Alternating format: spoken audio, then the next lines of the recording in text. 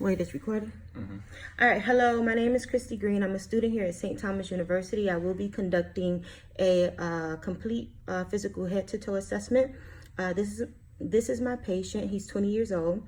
So I'm going to get started. The first thing I'm going to do is start with neuro, and I will be checking his level of conscious and see if he's oriented to person, place, and time. So could you tell me your name? Montrell Davis. All right. And how old are you? 20 years old. Where are you right now?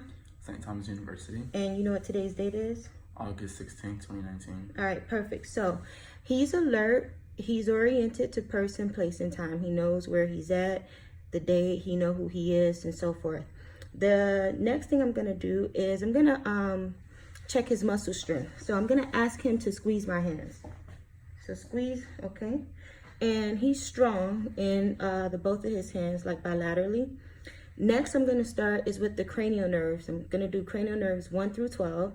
So the first cranial nerve I'm going to check for will be cranial nerve 1, which is olfactory. And he's going to close his eyes and tell me what he smells. So close your eyes and tell me what you smell. Alcohol. All right, so you can open your eyes. Okay, so that's perfect. I had him smell like an alcohol pad, and he got that right. Cranial nerve 2 is to check for vision. So could you read this right here? Warning. On the catheter, don't use... Okay, perfect.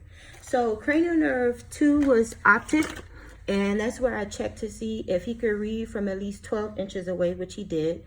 Cranial nerve 3 is the ocular motive. I will be checking for eye movement and pupil restriction, and this is done by what we call the Perla. Pupils equal, round, reactive to light, and accommodates to light. And at the same time, I'll be checking cranial nerves 4, which is the trochlear, which is eye movement, and cranial nerve 6, which is the abducens, which is also eye movement. So I'm going to shine this pen light in his eye to see if his pupil restrict, and also to check his eye to see if he has any tearing, jerking, or just abnormal eye like movement. And I'm gonna make sure that his eye can move in different directions without difficulty. This can be done with the light off, but you could still see with the light on. So I'm just gonna shine this pen light. I'm gonna come across. So I want you to look forward at me, and let me just check your pupils. No, just look forward at me. Okay. Go here. All right, so far they both constrict. The next thing I'm gonna do is check for accommodation. I'm just gonna have him focus on this pen light. Just look at this pen light, and then I'm gonna go in and see if his eyes, his pupils, dilate, constrict, and stuff like that, any tearing or jerking. So far, he did good. Now I'm gonna check for the ocular motor movement to see if his eyeball can move. So I'll just take this pen light in different directions. Focus on this pen light with your eyes only. So just follow it with your eyes only. Okay.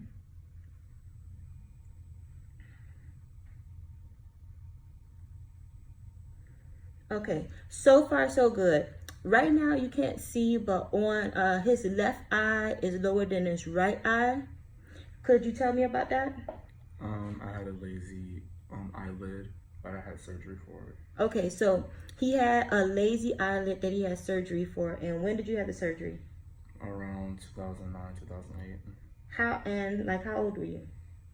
9 years old or 10. He was like 9 or 10 years old when he had eye surgery for his eye, because he had a lazy eye, like the eyelid is much lower. All right.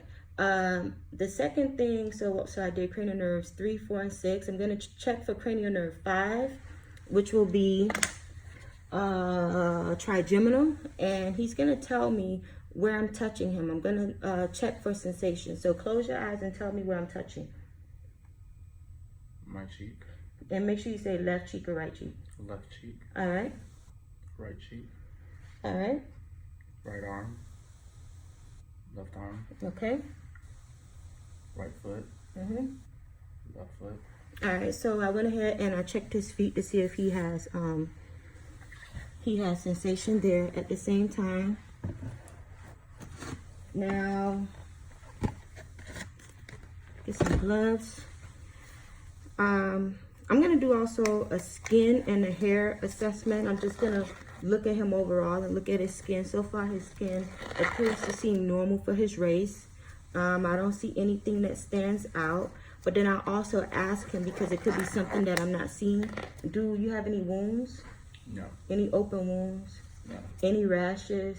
Yes. A rash where? I have eczema Oh, okay. He has eczema. Where? Let me see. on my wrist. And, okay. You probably can't see this. Come on. See if you can put your hands.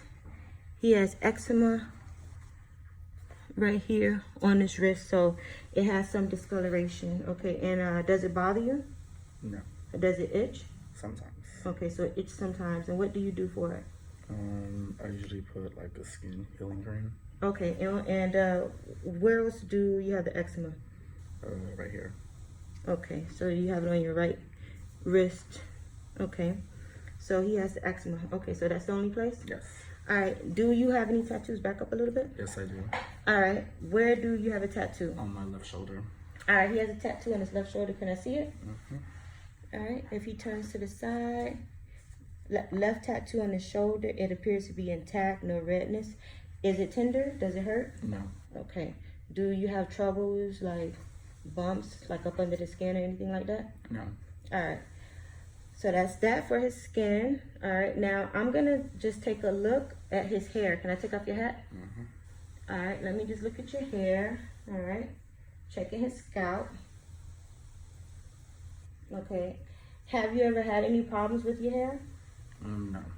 All right. Any problems with fungus or hair growth or just anything like that? No. All right. All right. So you could put back on your hat. And I'm going to also take a look at his nails. His nails appear to be even, smooth, and flat. And then I'll just bend and go like this. Okay. Just checking. All right. So his nails are good. Yeah, take off your shoes. So I checked his nails, checked his skin. Now also, so that was neuro. What I want you to do, I'm still going to be checking his muscle strength. I want you to raise your arms and do down. Okay, now press down.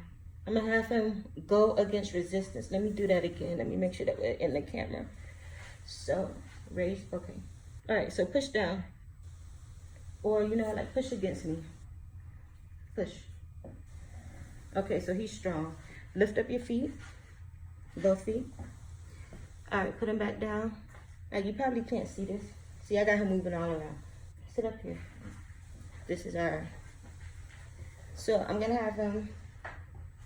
Okay, I'm just gonna have him raise his feet because I'm checking to make sure he can move the extremities. Now, okay, down. Now I'm gonna have him raise his feet again against resistance, and he still appears to be pretty strong. All right. While I'm down here with the feet, I'm just gonna check his pedal post and check his nails on his feet. Okay, the pedal post is present.